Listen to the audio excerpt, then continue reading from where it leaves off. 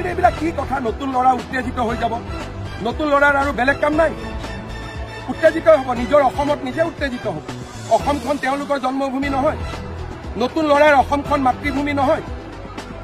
নতুন ল'ৰাই মোতকৈ অসমক বেছি ভাল পায়, সেইকাৰণে অসমত আজিলৈকে এটাও গণ্ডগোল হোৱা নাই। ময়ো নামি আছো চাৰ্জশ্বিট দিয়াৰ পিছদিনা, যিদিনাখন চাৰ্জশ্বিট দিম তাৰ পিছদিনা ন্যায়ৰ কাৰণে ময়ো নামিম ৰাস্তাত, কাৰণ ন্যায়টোতো ন্যায়ালয়ে দিব। মইতো মুখ্যমন্ত্ৰীয়ে, মইতো চিফ জাষ্টিচ নহয়। গতিকে যিদিনাখনে আমি SIT ৰিপৰ্ট দি দিম পিছদিনাখনৰ পৰা ৰাস্তাত ময়ো নামিম, কাৰণ ময়োতো জাষ্টিচ ফৰ জুবিনতে আছো। ৰাতি সোণাপুৰত লোকেল মানুহ থাকেতো, তেওঁলোকে ইমান মৰমেৰে জেগাখন এৰি দিছে। এতিয়া তেওঁলোকক গোটেই ৰাতি আমি দিগদাৰি কৰি থাকিম নেকি? উত্তেজিত কৰিব বিচৰা সকলোৰে বিৰুদ্ধে চৰকাৰ কঠোৰ হ'ব। গতিকে চৰকাৰে উত্তেজিত কৰিব পৰা শক্তিবিলাকৰ বিৰুদ্ধে কঠোৰ হ'ব। যি কথা জুবিনে কোৱা নাছিল সেই কথা আমি কিয় কওঁ? কেতিয়াবা জুবিনে ডিমাণ্ড কৰিছিল নেকি যে ৰাতি 10টা বজাৰ পিছত ভূপেন হাজৰিকাৰ সমাধিটো খুলি দিয়ক বুলি?